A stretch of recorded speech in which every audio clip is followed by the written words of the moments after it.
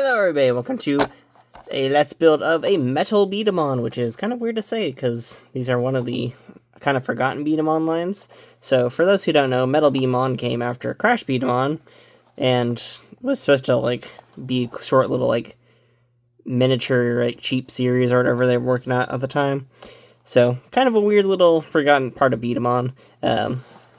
It's very much not well documented, but it is actually very well documented nowadays, thanks to some of the work from Lady Luck on her Instagram page. But, overall, this whole entire series is not very well known. There's not many YouTube videos online. I think one of the few I've seen is from Nezuma, who talked about this yellow guy right here. So that's kind of cool. I'll be talking about a few of them myself, because I did actually end up with this wonderful one here, and I ended up with the blue shark and the Mushi King looking, or the green beetle type dude. So, kind of cool.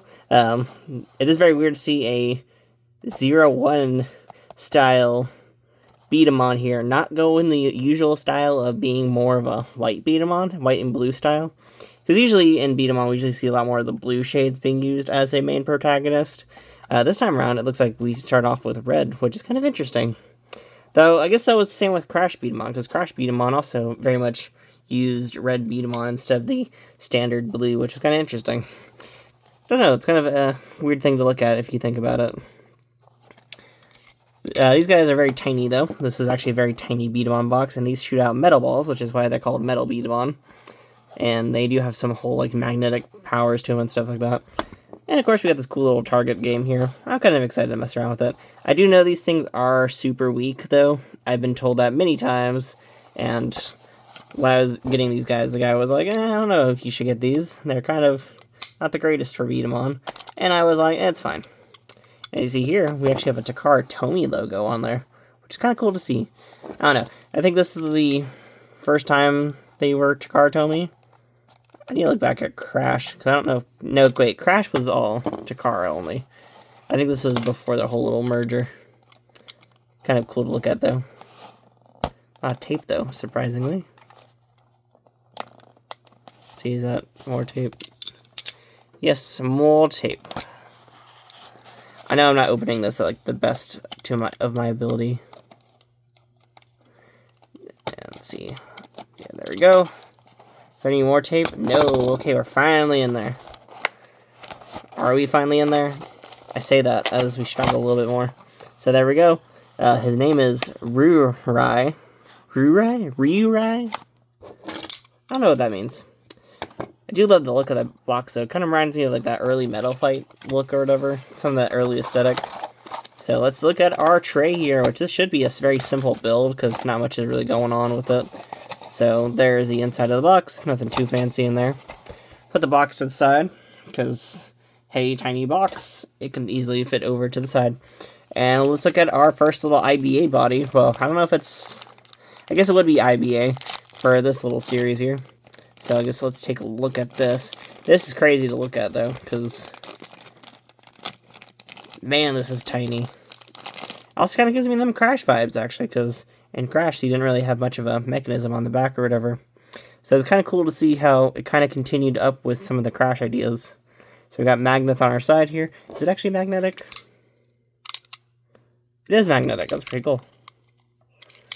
I was not expecting that. So it is actually fully magnetic, so that's kind of interesting. The feet kind of already on there, so I'm guessing those just stay on there. And of course, we got all of our weird little magnetic pieces in here. So here's our little core parts, I'm guessing. So we got, I don't know what some of these parts are. So we got the trigger mechanism, which that is the tiniest trigger I've ever seen. I'm guessing a little barrel. And then a little bit of a hold mechanism. I don't know. We'll see when we're all building it together properly.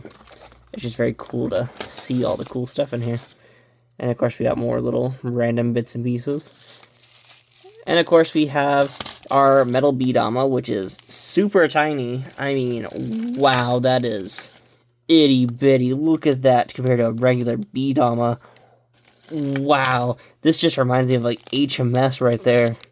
Because in HMS Beyblade, for example, the Beyblades got smaller at the time to have more of an impact. So I'm guessing they did the same for B-Daman here, where a smaller ball would weigh less. So that's kind of cool to see. which I'm kind of glad about, because if anyone's ever used the Beyblade Break Ogre, the metal ball it comes with is like one of the worst strike shots in the world.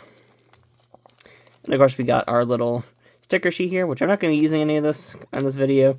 I'm going to do my usual thing of saving it for scans, which I need to upgrade my computer for soon. So I need to look into that fun, because I'm having computer issues. Well, I've had computer issues for a while, to be honest. I just need to get a new computer. Need to get me a new one. Need to do me some proper scans, because I haven't actually done scans in a while. And it really sucks. Ugh, man. Oh, let me have the target. I'm kind of curious on how this works. So here is our metal target. So it's kind of cool it comes with the target. I don't know how this fully works, so we'll get to see this out later. But it's a very interesting design though. Cool little shield thing. So of course after we look through all this stuff here, before we actually transition over to me cutting it all out and stuff like that, let's actually look at the instructions here. So here is our little springs and stuff. Actually not too tiny of springs, to be honest, which is kind of shocking. I guess they do need some tension to the whole mechanism. And no, don't stick on there. Oh, that's like the worst place to stick. No, no, no, no, no, no, no, no. No, no, no, no, no, no, no, no, no, no, no, no, no, no, no, no. No, no, no, no, no. Okay. Sticker sheet, go right back down there. I really don't want you to fully out yet. And of course, we get to look into this, because I know it has a little manga panel inside there as well. So, Metal B-Daman was not in like a big anime thing, or it wasn't even in Core Comics, I don't think, at the time. So we get to look at all the fun that comes with it. So that little barrel mechanism is actually sort of the trigger. That's kind of cool. Kind of the core of the design. So that's kind of interesting. The core is completely separate from the body itself. Instead of the core being the main body, it is actually separate. So that's kind of interesting to see. Guess it brings like a whole level of customization to itself. Very easy build though. Not too shocking, really. And of course we have how to load up the marble, how it all works out, and of course how the whole flip top thing works. And you could sort of turn the B-Daman into targets themselves, which is kind of interesting. I guess if you had 2 of them, which I do, I have like 3 of them currently. And of course, we have our first little chapter here, which shows off how the person and the whole thing set up a little B-Daman stadium, which is really cool. I guess he can sit down and set up a bunch of them. We got a little shark dude here, which I'll be building next up, because I do actually have a shark dude. And it's showing us how to do the whole ricochet and getting the magnetic target. That is really cool. I'm going to probably do that in a short or a reel or something like that. Build that whole setup up, and we'll test out the metal B-Daman and that whole thing. We'll take out like 2 issues of Battle B-Daman and then put up some like markers in the middle or something like that. I don't know. Gotta find out how I'll do that. But yeah, we'll get to basically trimming this stuff out and building it up. So we'll be back in just a second. So, woohoo! Okay, so I am back from the trimming process. So we had all of our pieces trimmed and nice and neat looking and stuff like that. Make sure I grabbed all the pieces, because one of these things is like super tiny. Look at this piece, like it's really tiny. And this is one of our main pieces. So let's start getting on to the build itself for this awesome metal B-Daman here. So we're going to take our little core piece here, which as you see, very interesting. That kind of weird design in a way. And we're going to take this little part here, and this is our little spring holder, surprisingly enough. And we're just going to push that in, sort of. And yeah, there we go. So it's all pushed in there now. And that kind of just gets that first part assembled for us, which is kind of nice. And we're going to go grab our spring here. So this has a nice little funnel design there for us. So we get to find out which side fits better into which part. So I'm assuming the bigger circle part here fits over that one piece nicely. I'll check the other side. Nope. Okay, yeah. I always like when they do the whole like funneling of the spring, because it just shows how nicely designed it can be. And it kind of compacts a bit better than some of the other weirder designs. And there we go. And this little trigger actually has some weird designs to it in a way, isn't it? I don't know, I'm kind of used to the B-Daman stuff being a bit different in ways. It's kind of cool how this is. And there we go. I'm guessing the idea was to make this, like, production-wise, like, really cheap to do. Man, this is actually really hard to squeeze in. Come on. Wow, this actually is. Okay, we're going to take out the spring. It's the first time I've done this like this in a while, because I can't actually get the spring to properly fit in without... yeah, you actually have to do that without the spring. Wow, that is so weird. Usually I can insert all the pieces in without having to do it the one way, but I guess not this one. See if I can get this. So you gotta weirdly slide the spring in there. I don't know how well that got captured on camera, but you actually have to insert the trigger without the spring, which I know a lot of B-Daman builds have you do that anyway, but I kind of prefer usually putting all of it together at once. And there's our little core mechanism here. Look how tiny it is. Like, this is insanely tiny. Like, wow, that is crazy how small this is. It's like miniature B-Daman pretty much. And of course, now we move on to the next part of our build, which involves this little IBA body. Well, whatever the heck they call this system. I don't know what they call these, to be honest. I guess just metal B-Daman. Generalize it or whatever. Kind of weird still, in a way. Now what we're doing here is putting on the arm. And putting on the other arm. These arms are not movable, by the way. So, it doesn't have to deal with the weird super B-Daman issue, I'm guessing. They probably want to actually equalize the arms, maybe? Or no, they're sort of movable, but not really that movable. You do want to equalize the arms, though, because there is a whole little gimmick with how the arms are equal or whatever. So, make sure you keep those a bit equaled out. They're not really meant to move, but still, I guess try that before doing this whole process. Keep it a bit simple, keep it a bit easy. And of course now it wants us to put the trigger mechanism in, which just slides into the back here, which is really weird to think about that. So there's actually no hold parts on the trigger or anything like that. Like, there's no backwards hold parts. Because usually in B-Daman builds, you have a separate piece of hold parts, which I might be able to show off really easy, real quickly. So let's take... oh, here we go. Yeah, I got a basic random B-Daman. That's kind of in my spare parts bin over here. I do have a spare parts bin of B-Daman. But let's take a look at this random little IBA core I have here from my spare parts bin, because why not? As you see here, usually when you put in the whole parts, it has these little backwards triggers, little backwards pieces in there. And it's just how that has... So that means there's no, like, wing gimmicks or, like, tension holding parts to this. So I'm kind of curious if how the power on these guys are. I know the power is already pretty weak on these guys, but it is kind of interesting to look at that. And this is an IBA core without the feet and the arms, and look how already bigger it is. Like, that's insane. These, like, metal B-Daman are super tiny. It's crazy to think about that. Kind of crazy to think about how many gimmicks I've not already in here, so I'm kind of curious. It's already getting really interesting in a weird way. So, we have a majority of our B-Daman already built, which is kind of crazy to think about that. And now we get to build the last part of it, which is the helmet here. So all we're going to take is the centerpiece with the little magnet in there. And of course, just kind of plop this all in together. It's very easy. It's kind of weird. It feels a bit fragile to do this part. I don't know. Be very careful, I say.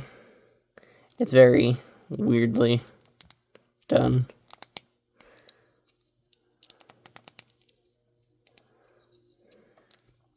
And there we go. So we got our nice little thing there. And of course, we got our weird little cut right there. It's kind of hard getting this whole nostril piece out of the trimmer, the whole trimming part of it. So I'll probably clean that up with my knife and stuff like that, since it's now fully out and fully now combined in a weird way.